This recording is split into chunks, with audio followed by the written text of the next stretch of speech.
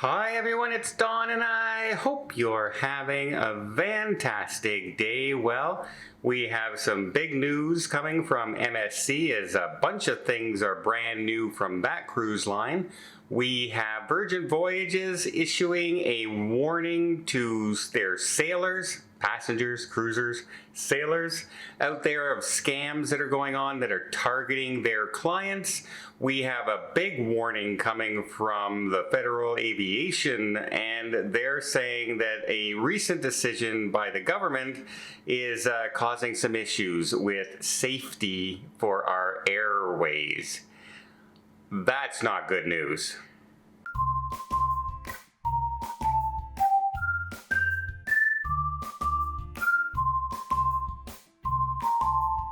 First off, let's cover the warning that Virgin Voyages is issuing to its sailors out there. And they're saying that their passengers, their clientele, are being targeted by scammers right now. Many of them are offering their clients offers like discounted rates because they can't go on the cruise and they want to transfer the cruise over to you at a much significant savings, shall we say. They're getting targeted by people who are saying that they are calling them and saying, oh, by the way, we can upgrade you to a Rockstar suite. If you, you have to pay for it now. The cost is this, and it's a one-time deal offer. Otherwise, we're moving on to the next person, and people are falling for this scam. So we want to warn everybody out there again. Cruise lines don't call you. Cruise lines will not call you on the phone. So if you get any call from a cruise line asking you for any money whatsoever, hang up immediately and just contact the cruise line directly.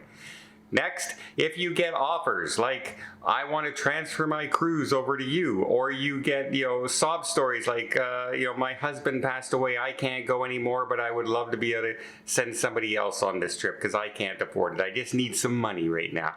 Anything along those lines, or offers for upgrades, offer for bidding, to get extra perks or anything, it's usually a scam if it's coming in an email without the official logo of the cruise line. And even if it's from the cruise line, double check. Double check. Everybody is out to scam people online. It's crazy.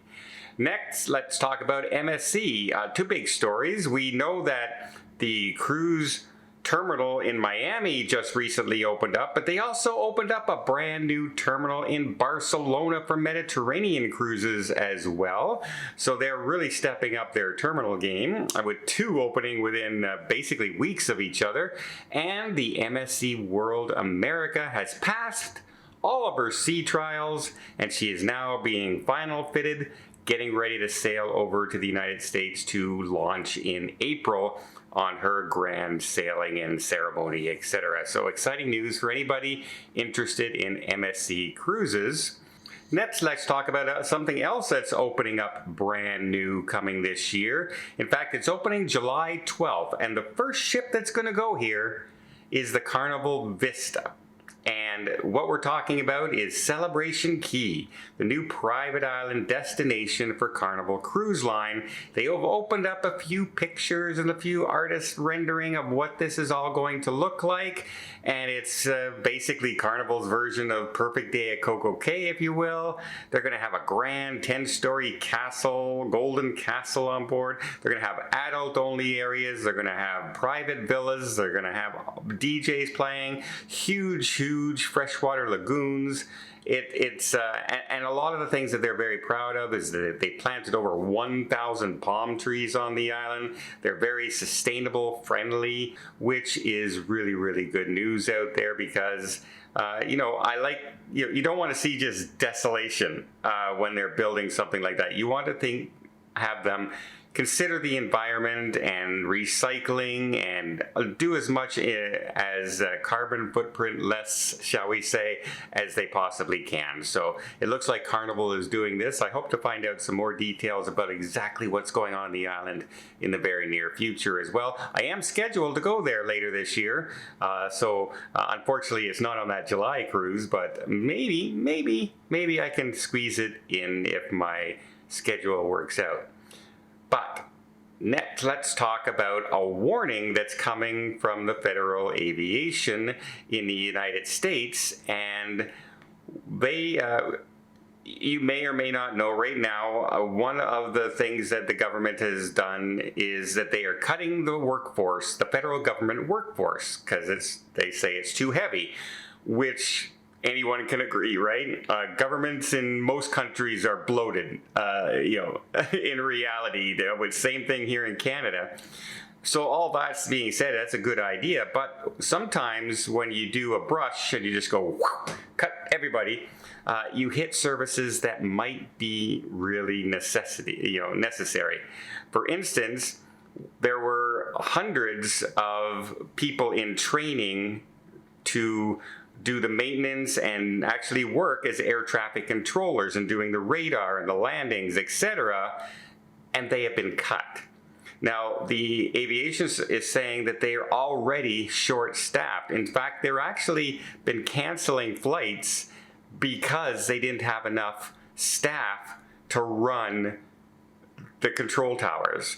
So, yeah, that's a scary thought, especially after within basically a couple weeks of each other, we had that horrible situation that happened in Washington, D.C., where the helicopter crashed into the air and everybody was lost. And then just recently, we had the Delta plane landing in Toronto, Canada, and flipped over in a fiery crash. Luckily on that one, everybody survived. That's a miracle. That was amazing. Thank God that happened. But wow, it gets me nervous when we're talking about safety and landing aircraft and being short-staffed. We always hear that air traffic controllers are under a lot of pressure and a lot, very, very stressful situations a lot of the time. We don't want them to be overworked and we don't want them to be short-staffed because they're handling our lives on a daily basis. And this might be something that needs to be rethought of. But people into this program to become air traffic controllers and everything that were let go, they were literally, it takes 3 years to learn how to become an air traffic controller, etc. It can't just be fixed overnight unless you got all these people back that were in the middle of their training. I don't know. I'm not complaining about governments or anything like that. I'm just saying this is a little scary to me, who is somebody who flies pretty much every month and multiple times a month. And so this makes me very nervous. It makes me nervous when I see plane crashes to begin with, especially in North America. We don't normally have large planes crashing in North America. And we've had it too in recent weeks. So that is very, very scary as well. Well, let me know what you guys think. Are you guys, really psyched for the World America from MSC and Celebration Key, Carnival, their new destination island? Isn't that sounding amazing to go visit? Let me know in the comments down below, and until next time, I hope you liked this video. If you did, please give it a thumbs up. Want to see more tips, more tricks, more travel vlogs from around the world? Hit that subscribe button. Until next time, have yourself a safe and a great vacation.